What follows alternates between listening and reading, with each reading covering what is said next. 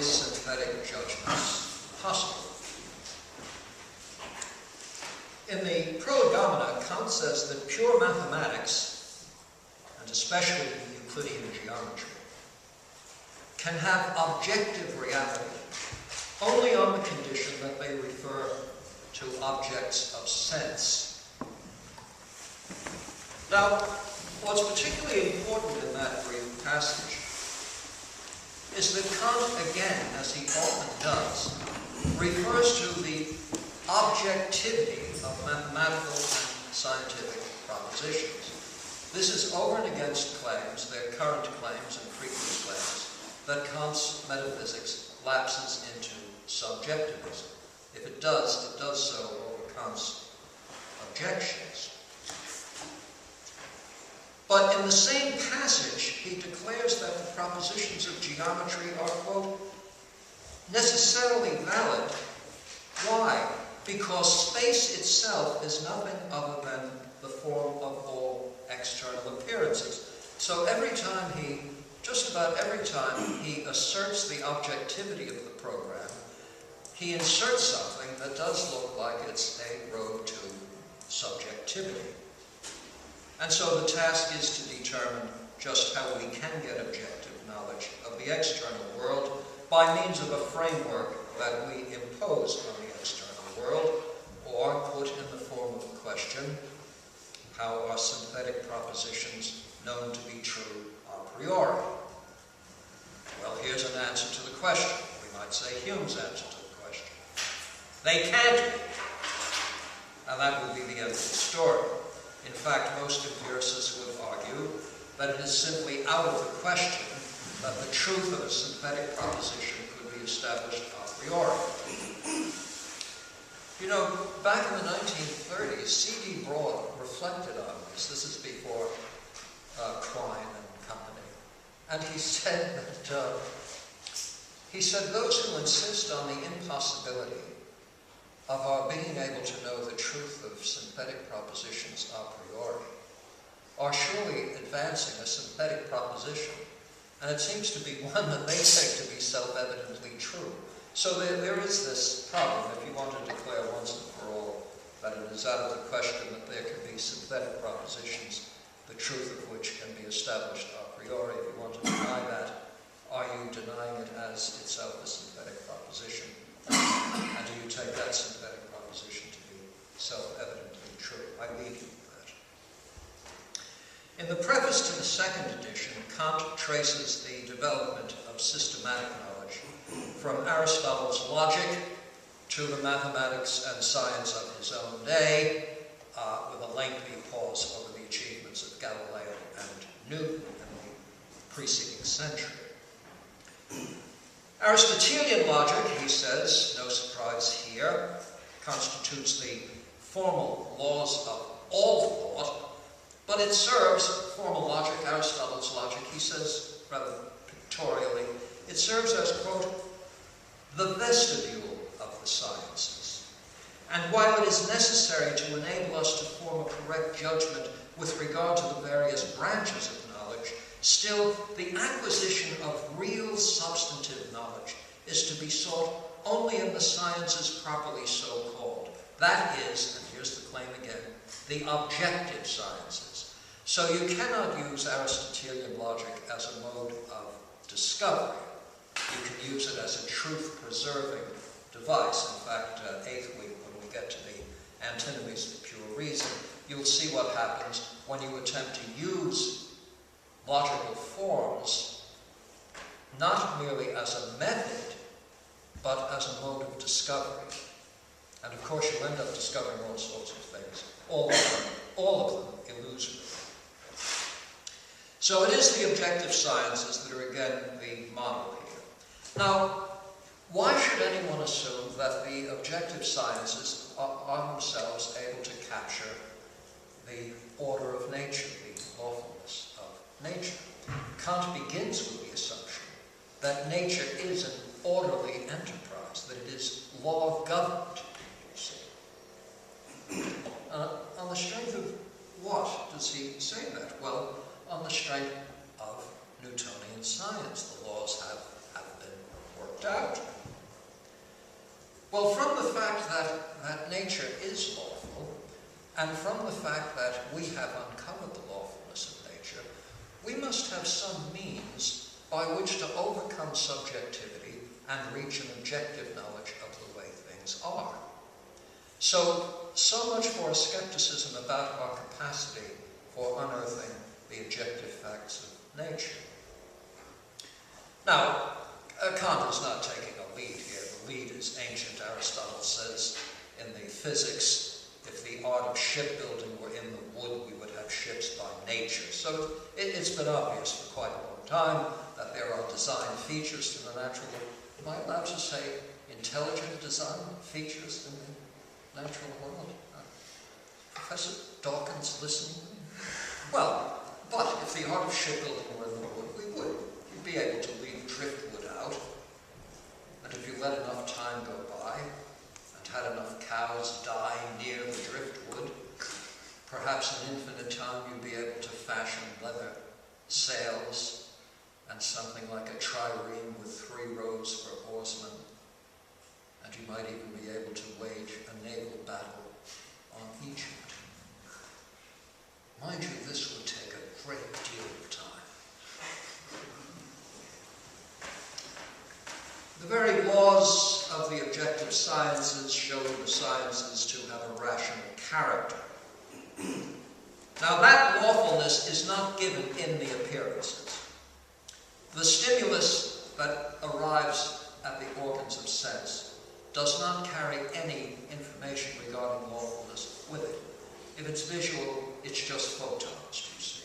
If it's auditory, it's just air vibrations. So the lawfulness must be coming from some place other than the arriving wave of stimulation. Our scientific understandings, in which lawfulness is the defining feature, do find us relating to the objects of our understanding in one of 2 ways. Either by way of rational cognition that determines the concept of the object. This is Kant in his most lumbering prose, and it's not easier in German.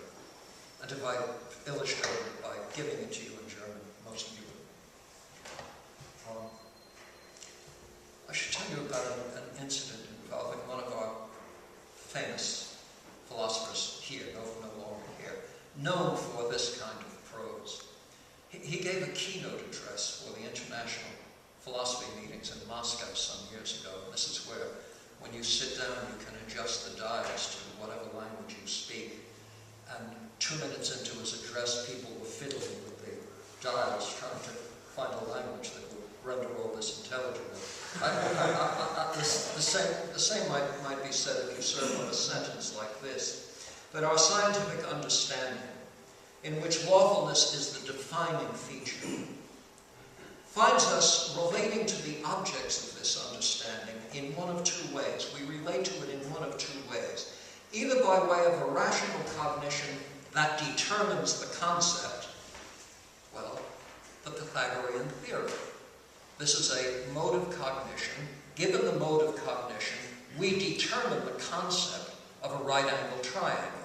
It's not that Pythagoras ran around looking for these things. These things were constructed by Pythagoras. Or by way of rational cognitions that establish the very reality of an object. Saturn has moons. So these are the 2 ways that we can relate our cognition to an objective reality. Either the cognition actually determines the concept itself, quite characteristic of mathematics, or in the natural sciences, it's in some branches of the natural sciences, cognitively we actually can discover things that heretofore had not been known. The first form of the relationship between cognition and its objects is what Kant says is the grounding of all theoretical sciences, of which mathematics and physics are the 2 that are most developed. But they differ in this respect. In mathematics, all of the concepts are a priori. In physics, some of the concepts arise from other sources, such as direct observation. Now, what does he mean when he says that all of the concepts in mathematics are a priori? And I think it's fair to say contemporary mathematicians probably would not accept that. But absent the pure intuitions of time and space, Kant wants to argue, you could have neither arithmetic nor geometry, because all arithmetic operations are sequential, and sequentiality presupposes time, and time is a pure intuition. It's not something given in the stimulus. So were it not for our spatio-temporal mode of apprehension, we would be in a position for neither arithmetic operations nor geometric operations. Geometry presupposes just that spatial context that is provided by the pure intuition of space, as arithmetic as the pure intuition of time provides the means by which arithmetic sequential operations become possible. I'm not defending this, I'm attempting to clarify. Arithmetic requires the pure intuition of time because it depends on succession, and geometry comparably depends on space. Now, in this, Kant pays homage to Thales. He thinks that he says Thales, or whoever did this, he thinks that it was in the ancient Greek world that someone, perhaps Thales, he names Thales because he's fixated on Thales and the isosceles triangle, actually came to the recognition that it was he, Thales, who was constructing out of his own conceptual resources that which then could be objectively applied to the world. That in fact there was an abstract representation of something that is objectively real, and that it is out of the cognitive resources of the mathematician that this matching becomes possible. In demonstrating the properties of the isosceles triangle, Thales found that it was not sufficient, Kant says, to meditate on the figure as it lay before his eyes, or that the conception of it merely existed in his mind. Rather, says Kant, and this is a quote, rather, says Kant, quote, it was necessary to produce these properties by a positive a priori construction, and that in order to arrive with certainty at a priori cognition, he must not attribute to the object any other properties than those which necessarily followed from that which he himself had, in accordance with his own concept, placed in the object. Now, physics, says Kant, took longer to develop, but it developed along comparable lines. What Newton and Galileo realized is that reason only perceives that which it produces after its own design. You see, you'd have no way of launching the project of physics on entirely a posteriori grounds. You already have a conceptual framework of lawfulness, orderliness, causality, etc., to put the ball in play. As Kant says, accidental observations, made according to no preconceived plan, could not be united under a necessary law. But it is this that reason seeks for and requires. This is what reason is looking for when reason undertakes scientific inquiry.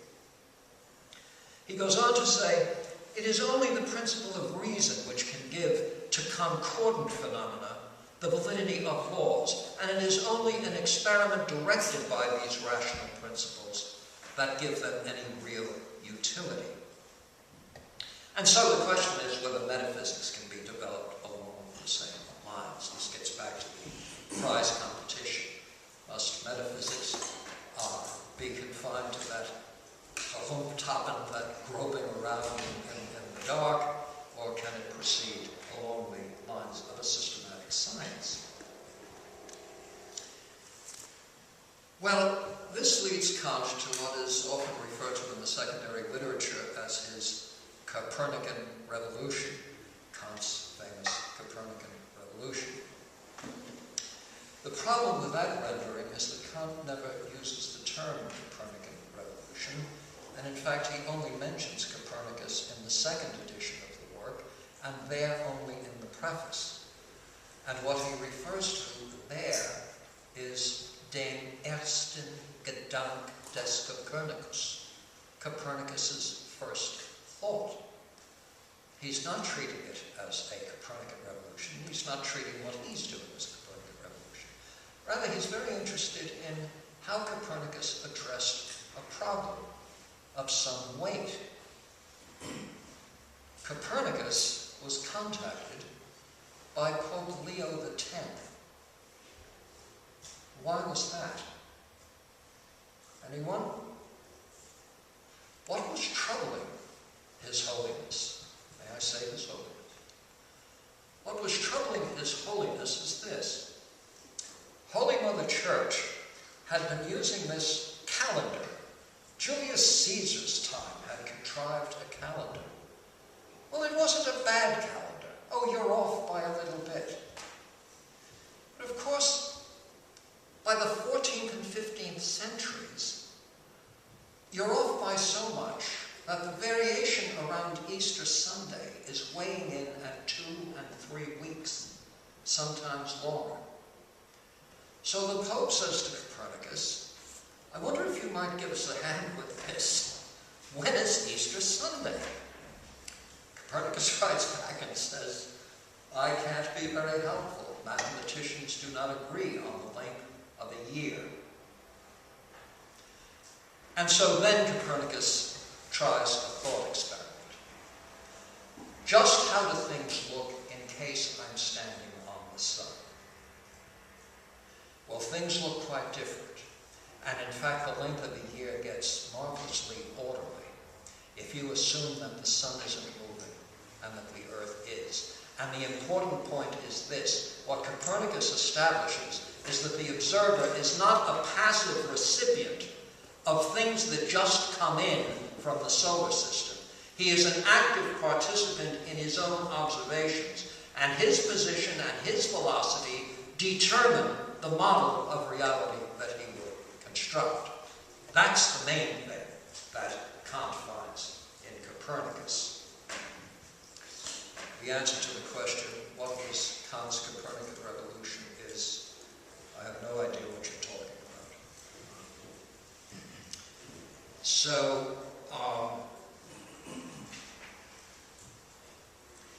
it may underscore what is important in what Kant found in the mode of analysis that was adopted by Copernicus. Kant was not only fully versed in the science of astronomy, to which he had made significant contributions in the pre-critical years, but there's no doubt that his reference to this first thought of Copernicus was based on something deeper than an insight into Copernicus's cognitive processes.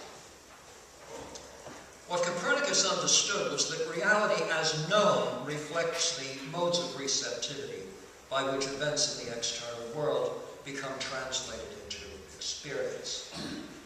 And Copernicus knew further that it was only by testing various conjectures against the data of experience that a mere casting about might give way to systematic knowledge that will be valid beyond the narrow world of the individual observer. Now again, suppose you attempt to reduce this to some sort of subjectivity. Because if all Copernicus was saying is that the model of the solar system you develop just happens to depend on where you are and how you are moving, you might end up with one of these Protagoras, man is the measure of all things. What Copernicus makes clear is that once you've adopted this different perspective, the result is going to be universally distributed across all percipients. It's not that if Jack and Jill both go to the sun and observe events from the sun's point of view, Jack and Jill will be in a state of subjectivity and there's no reason to believe that they will agree with each other. No. What is observed is a reality that is conditional. That is, the representation of that reality is conditional on the place occupied by the observer. How do we know this does not subjectify everything? We know it doesn't because astronomy has developed as a science. One way we know that this works, I shall once more, this is the last time, I did this briefly last week, I shall use an audiovisual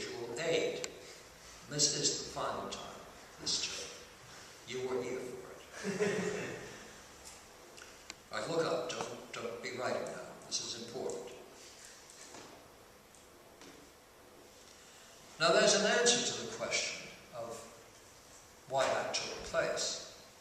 And the answer to the question is that all bodies attract each other with a force that's directly proportional to the product of their masses and inversely proportional to the square of the distance between them.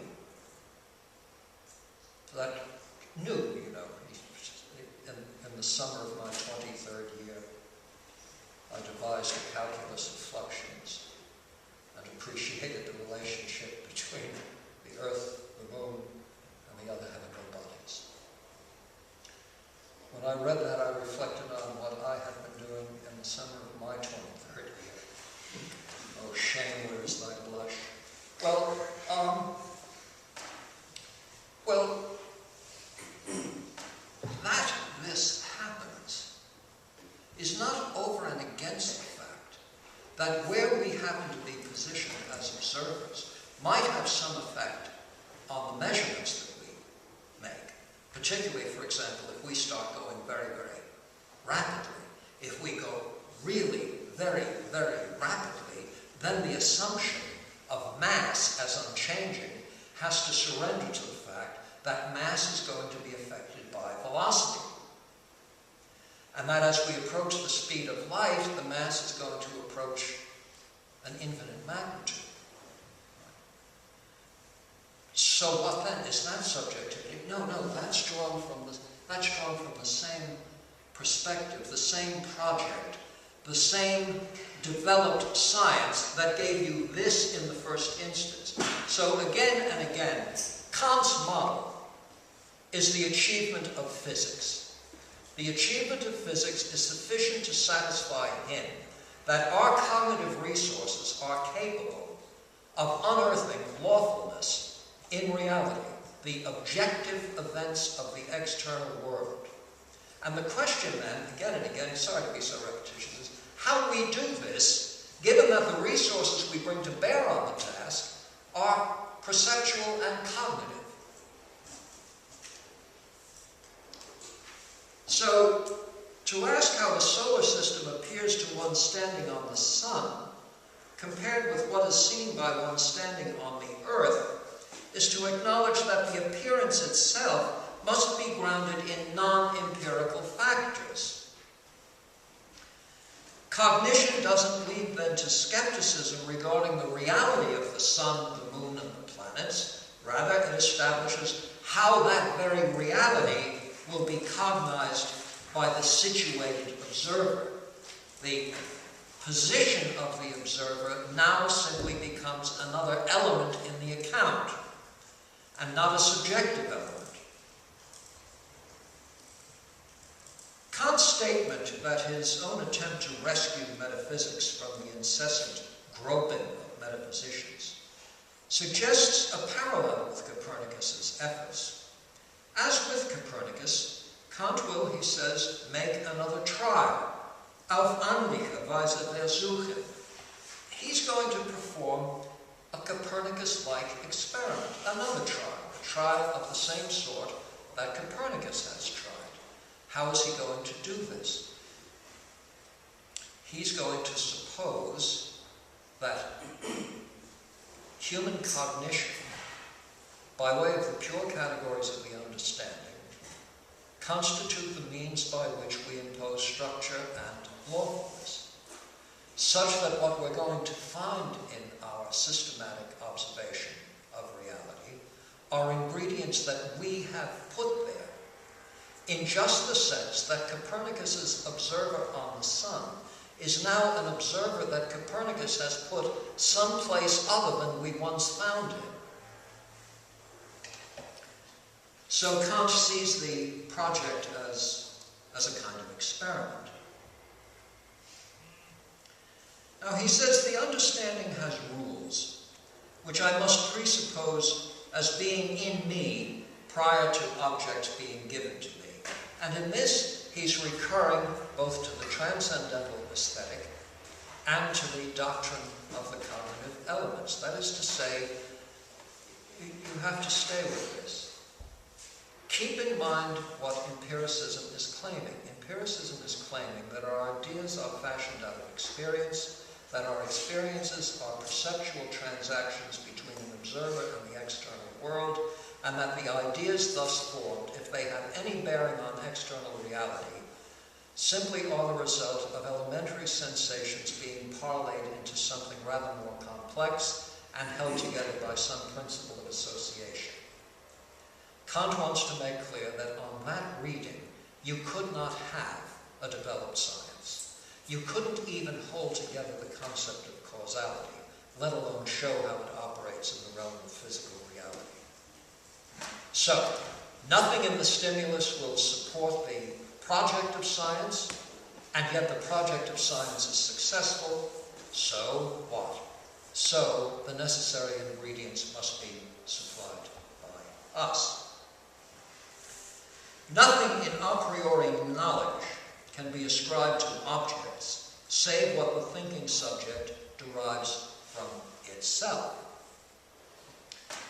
Now, in this, Kant is tracking, and I shouldn't say tracking because it suggests a dependency that would remain to be established.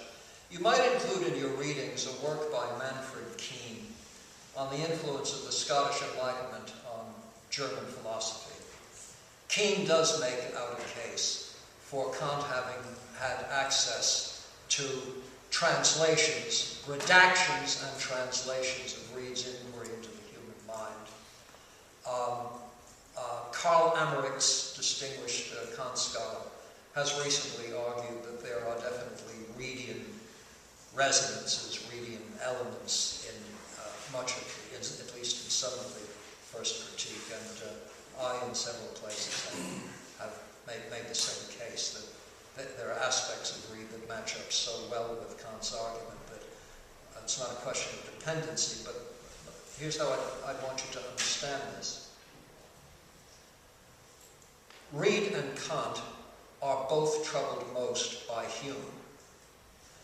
Thus, to undertake a criticism of Hume at what is taken to be the weakest points in Hume should result in no surprise if the two critics end up coming up with very similar ideas, where what you're getting is something rather more simultaneous than causal. Now, when Reid takes up the question of causality, on which Kant spends so much ink, particularly in the second analogy, when Reid takes it up, he is satisfied that principles of association simply are inapplicable here, that no concept of association, even if the empiricists make clear what they mean by it, no merely associative concept carries with it the idea of causation. The constant conjunction of events could never give rise, Reid says, could never give rise to the notion of causality except in a creature possessed of active power. I want to flesh this out for you. Imagine yourself to be totally devoid of will, but you do have intelligence, which is to say there isn't anything you can resolve to do. You don't even know the meaning of the term resolve. You have no agentic power at all. There's nothing you can do agentically or forbear from doing. Reid's argument is that such a creature, granting that it's an intelligent creature, never on the basis of experience could rise to the concept of causality. The concept of a cause, says Reid, is our externalization of what we recognize in ourselves to be an active power. As I can act and forbear from acting, I understand immediately and intuitively, I understand without reflection, myself to be the source of events that I bring about. It's on the strength of that I am prepared to make an inference when I see events taking place in a patterned way in the external world, that something must have brought them about. So the concept of cause, Reid says, is parasitic on the intuition of active power. Find a creature lacking active power, it could not have the concept of causation.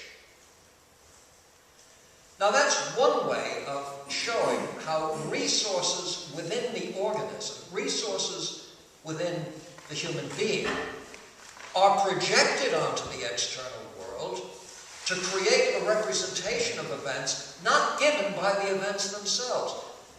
Hume is right insofar as he argues that nothing empirical, when those billiard balls collide and one moves the other, and Hume says, I must own I do not see some third term betwixt them.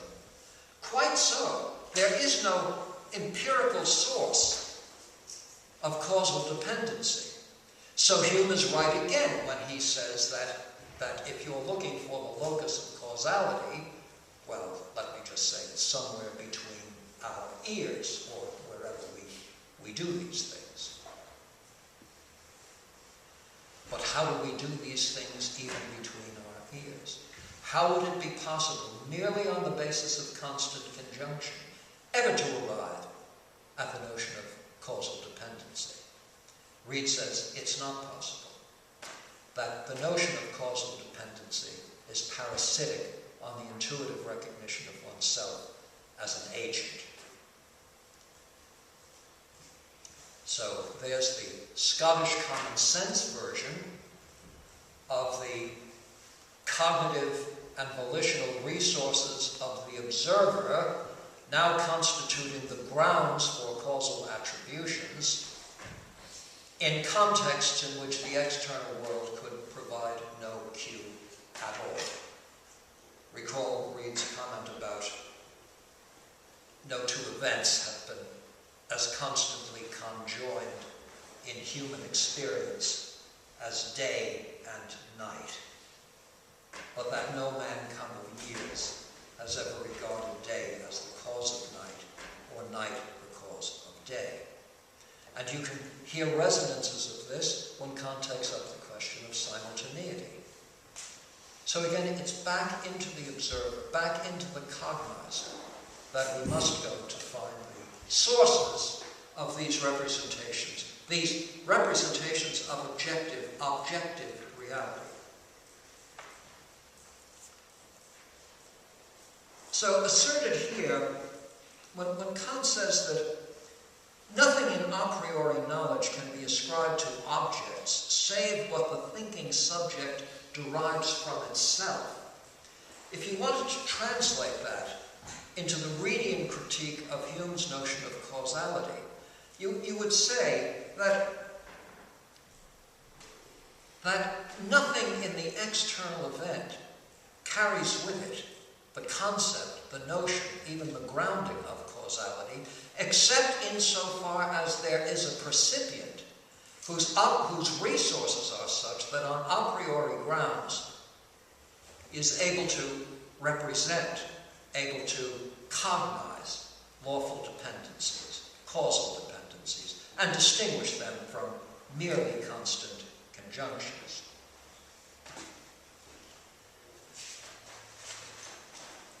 Again, human understanding has rules, which I must presuppose as being in me prior to objects being given to me. Well, here again, the pure concepts of the understanding, were they not in place? And were you simply the creature that a radical empiricism would have you be? What's the basis upon which you'd even connect something like this? Fuzzy white thing, blue tablecloth, hand in the air, etc. How are these connections made? See, on the empiricist account of associationism, the associations we form are not willy-nilly. Well, why aren't they? You understand that when I can't get it now, I think it fell someplace. May I use another one?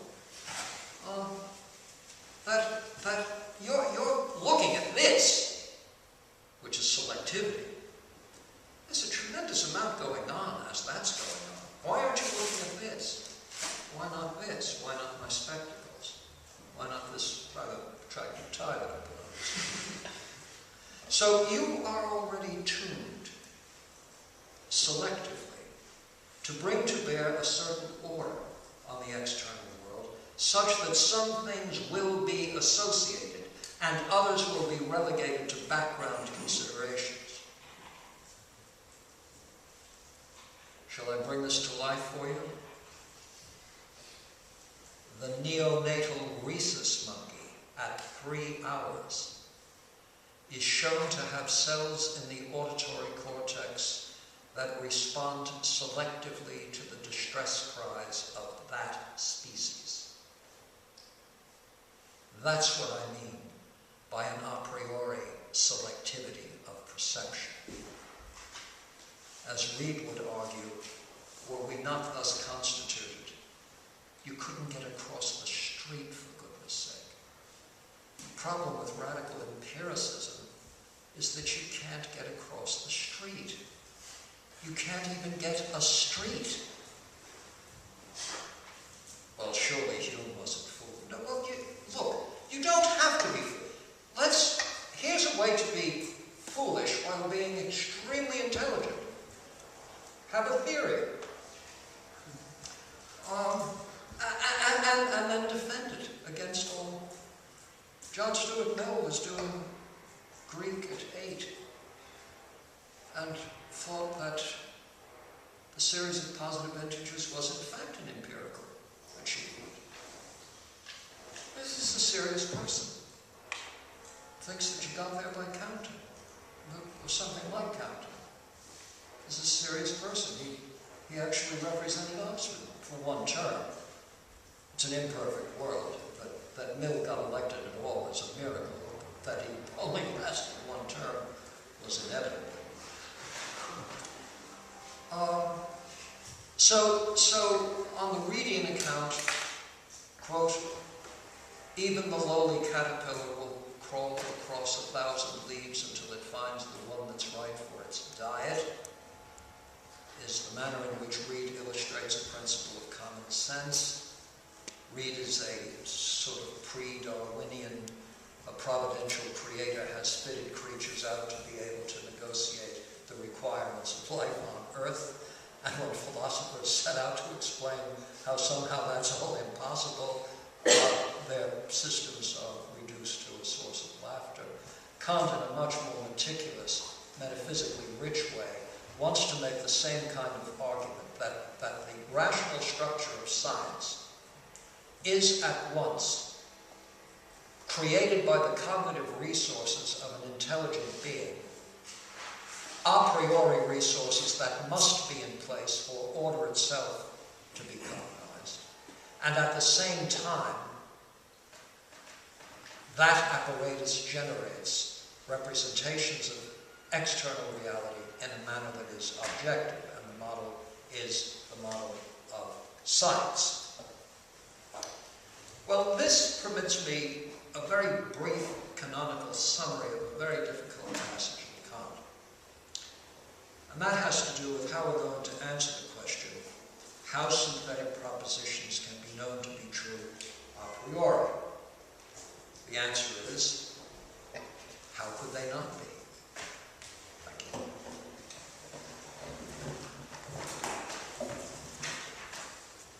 You see, if we've put it there, then how could it be otherwise? How could it be otherwise? You're stunned. The answer to the question, how can we know the truth of synthetic a priori propositions,